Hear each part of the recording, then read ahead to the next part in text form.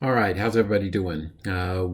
Last time we talked about your project for the semester, developing a touchless hand sanitizer that interfaces with the computer to prevent log-on unless the hands have been sanitized.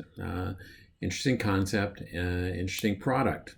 And there's going to be an inclination for many of you just to go out and start designing and building. And I want to kind of pull you back from that a little bit and have you think a little bit about the idea before we rush into starting to design it. If you remember the uh, the table that or the flow chart for the product design, one of the first things that we have to do is define the product or product definition. And so this is a very, very important part.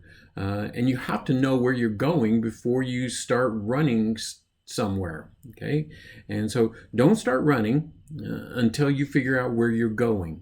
And that's product definition. We want to figure out what it is that we're going to be designing before we start off even doing any conceptual design. So that's what we want to talk about today is how we do product definition. It's a big thing. We want to all be on the same page as far as what we're designing, and we want to be on the mark as far as what we're designing. So we design something that is appropriate, that the customer wants, that uses the right resources, that provides the right features, that does what needs to be done with the resources that we have to do it. And so, product definition. Let's talk a little bit about it. If I can get this to work. And here's the flow chart for this, and you can see here product definition is part of our design process. We're flowing across this way with our product. Here we're making sure that we're that our products match up with our resources and with our design team. We don't want to take a group of people that have been designing heavy equipment and ask them to design airplanes. It's just not a wise decision. They probably could do it, but it's not a wise decision. We want to make sure that our product definition meets with the team and the resources that we have. We've already done that. You guys are mechanical engineers and you have the ability and resources to design this product. So we're past this part and we're here on the second product definition. And here what we're trying to do in this case is identify customers and look at their requirements, evaluate their any competition, generate engineering specifications, and set some targets on here. So this is going to be our basic outline for our product definition. Once we get that done, then we can go into these other areas like concept definition, product development, and product support. But we really need to nail down this product definition before we move on to the next phases. Okay, so one way that is done and has been done and taught in this class for some time is using a tool called QFD, or Quality Function Deployment, or House of Quality, depending on who's doing it and how it's being defined. House of Quality is a great tool, QFD, and there are companies that use this very successfully. Personally, I find it a little bit cumbersome. If you've got a large company, a large project with lots of people involved, I think QFD is a great tool to use for this. But to me, it feels a little bit mechanical, a little bit contrived, and it works best with lots of data, lots of input, and we're a small team, we're a small company, so we really don't have the need for a QFD. I've only seen one company, honestly, that actually uses this technique. Most people don't know what it is and don't use it. Their method of quality or product definition is more organic, a little more natural rather than this very structured approach. So QFD, it is a thing. I'm not putting it down, but it does have its places and it does have its limitations. And so my choice for this class is to push into some other methods of doing product definition. Now, in Senior Design 2, you may encounter this. Your instructor may have to or may ask you to do this, in which case you're going to have to figure out how to do it. There are plenty of resources for this. There's lots of websites. There's lots of videos on how to QFD, lots of textbooks on it. So find a resource and use that to do QFD. What we're going to be doing is, again, a little more organic, a little more down to earth, and the way we are going to define product, and we're going to focus on the primarily on the customer requirements. What does the customer want? What does the customer need for this? And so we're going to be looking at the steps, the basic steps we're going to be using for this is to gather the raw data and to then interpret the raw data in terms of customer needs, and then organize the needs into primary and secondary needs, establish relative importance, and categorize them according to a Kano model. And I think that's the way you say it, Kano model.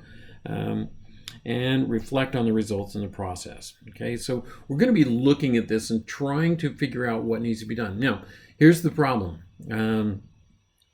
There's no stop, there's no end to what you can put into a product. Okay, you can always make it better. You can make it faster, you can make it smarter, you can make it smaller, you can make it bigger, you can make it lighter, you can make it prettier. You can always make it better. Okay, so the question is, what features do you really need? And what features can you really afford? Because there's a limited amount of resources to work with, and so you want to match up the resources that you have, what you can do, and make sure that you do the most that you can with those in terms of what the customer wants and needs and expects. Okay, so that's what we're shooting for here, is figuring out what we can do with this. So the first thing is gather raw data from customers. Now, this seems really natural and really interesting, but you would be surprised on how many people and how many engineers don't do this. They work from their own instincts, and as long as you're designing technical equipment that's used by engineers, it's probably legitimate. But many times the engineers are designing equipment that is being used by non-engineers, by the general public, by consumers, and they design it in such a way that it doesn't work, it doesn't sell. Or is frustrating to the user. You can take many pieces of software.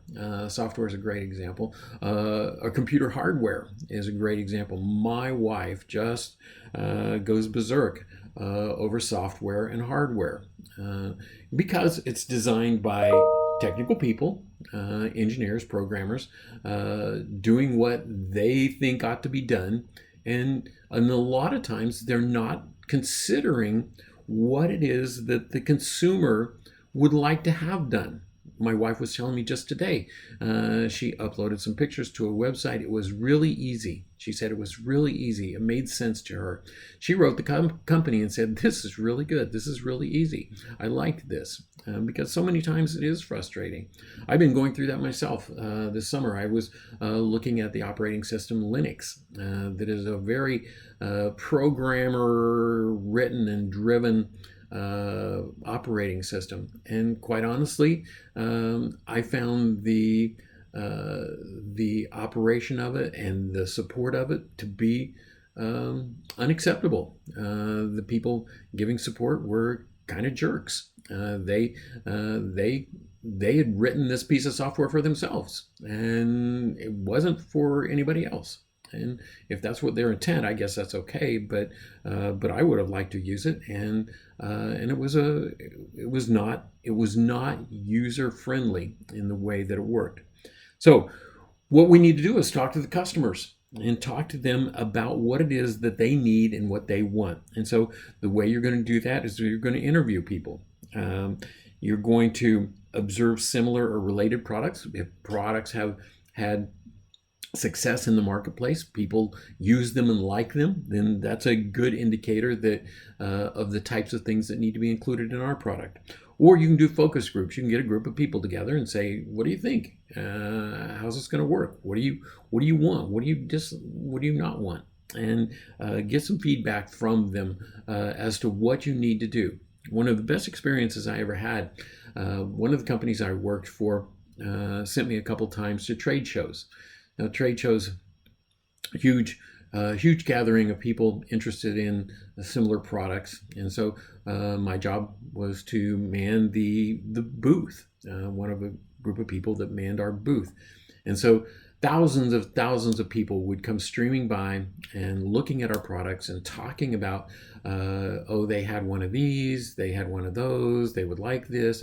I learned more about our product and what the customer needs in a week working trade show floor than I did in a year working in engineering. We need to talk to people who are going to be using our product.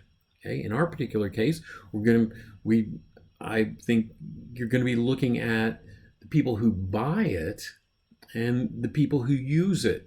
Okay, use it on a daily basis. Those are, in my mind, those are kind of the two customers. There's a third in there, the person that has to maintain it, implement it and maintain it. So they may be all three the same, but they may be all three different. So you might want to think about these as your customers and who's going to be doing what and how you're going to get this done.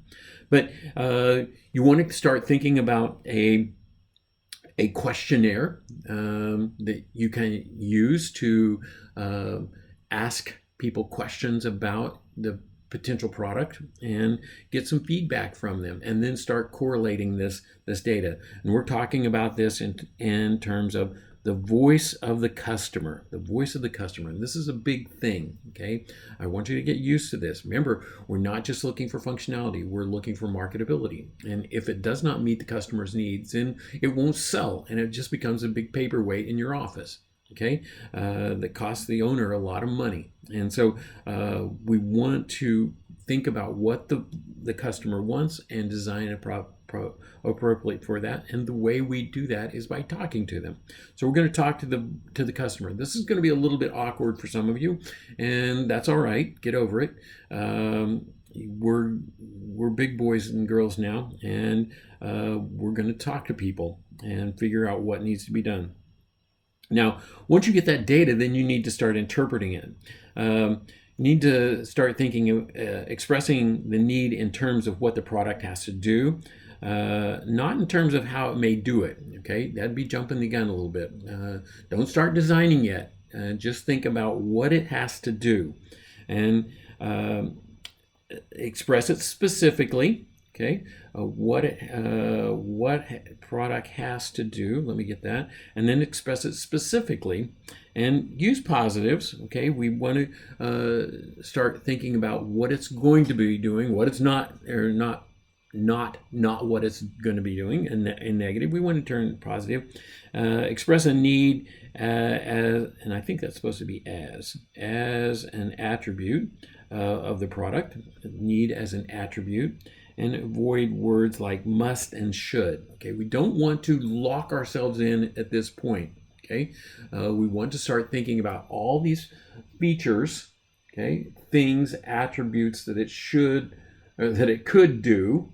Don't say it should do this. It could do this.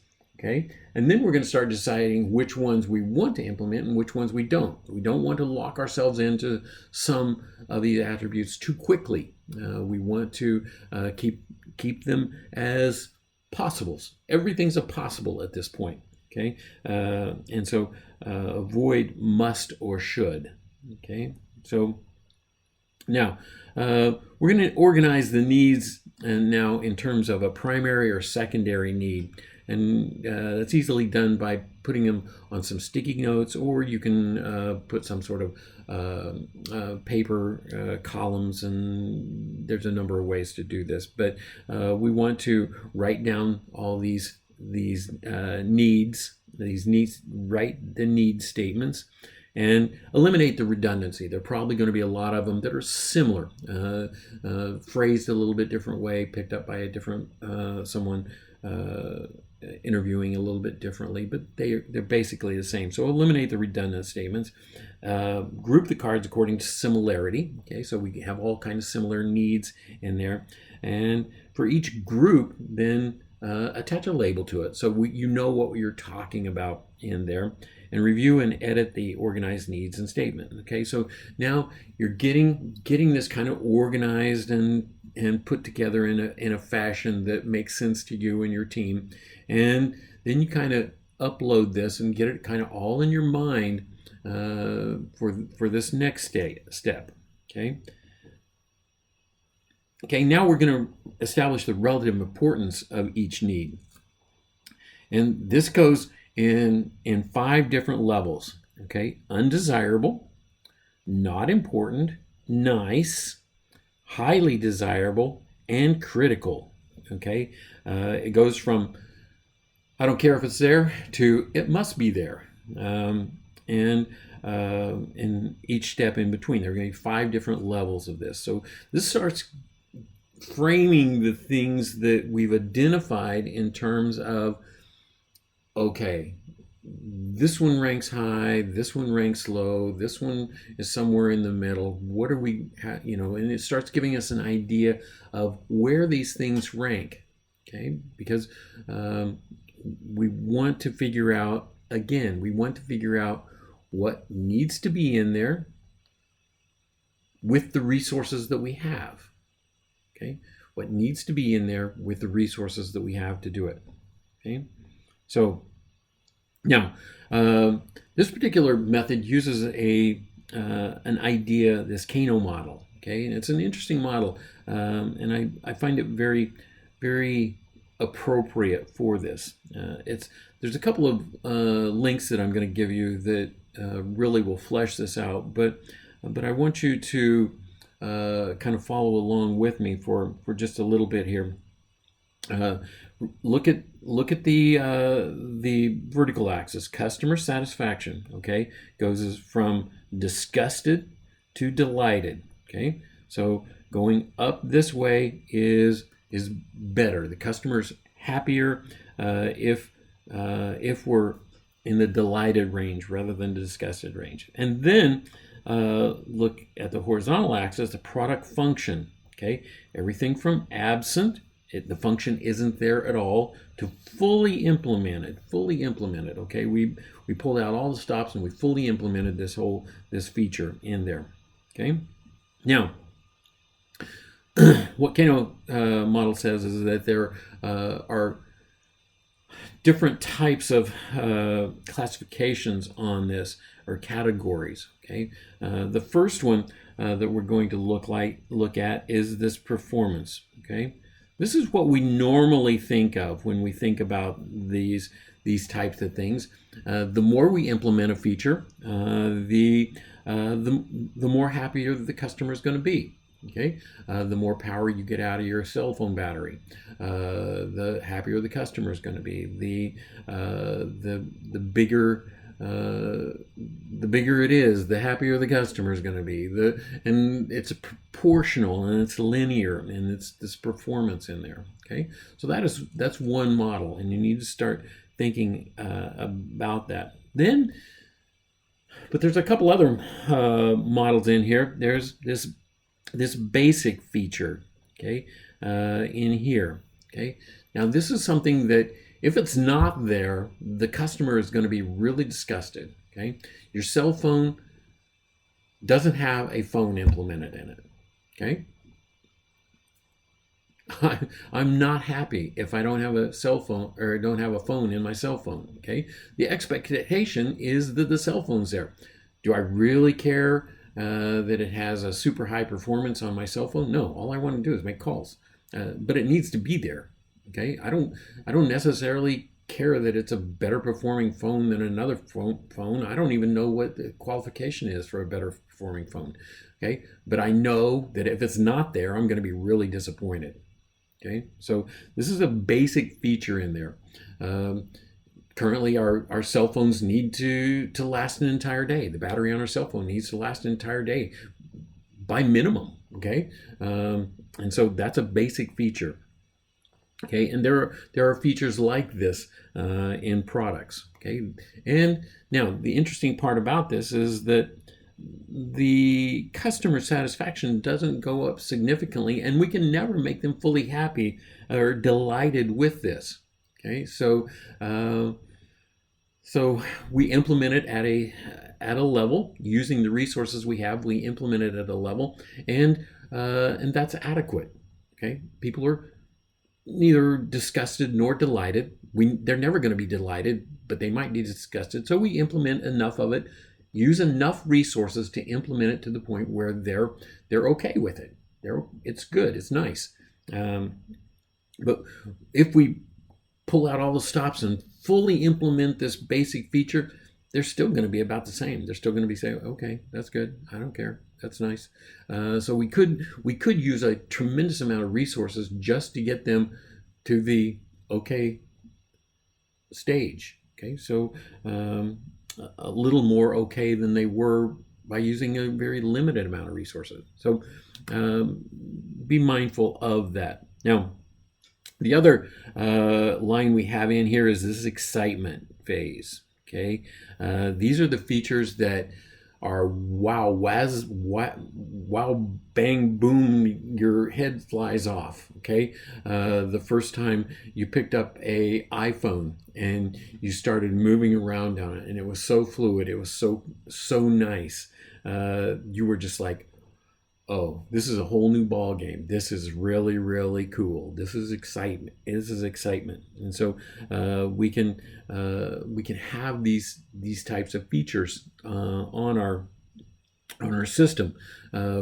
They aren't expected. Okay.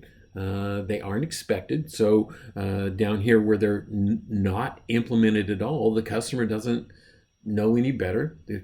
The product's still nice, but when we add this product in, start putting resources into adding this feature into it, the excitement level starts going up for this. Okay, so it's an interesting thing. Now, the whole thing hinges on how much are you going to implement to keep the customer happy. Okay, and this is one thing that young engineers have many times don't have an appreciation for. There's limited amount of resources. Okay, you can't do everything. You can only do a limited amount of things. You only have resources to do certain things. So you've got to choose.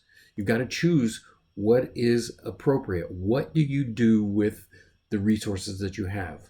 Okay, so do we invest them in a whiz-bang kind of feature? And do we give basic performance to it? Okay, do we invest them all in some basic feature? And now, one thing that you've got to be mindful of in here, this line that I've yet to show you, is time. Okay, in time, an exciting feature becomes basic.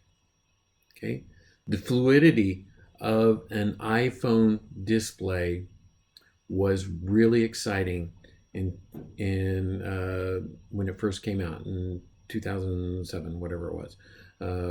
It was really exciting. How exciting is it now? It's not. It's expected. This is what we expect of it. The exciting feature became a basic feature.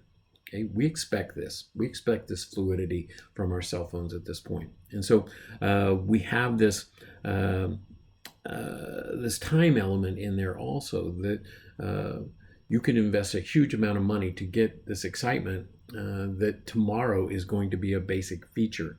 Okay, and so you've got to consider the timing of this. In industry, what you will find is people that are pushing the envelope, spending huge amounts of resources, pushing the envelope, and creating these whiz bang cool features in their products.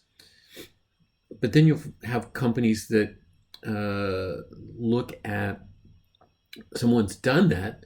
Let's follow in their footsteps because this has now become a basic feature, and we don't have to use all those resources to develop because they developed it.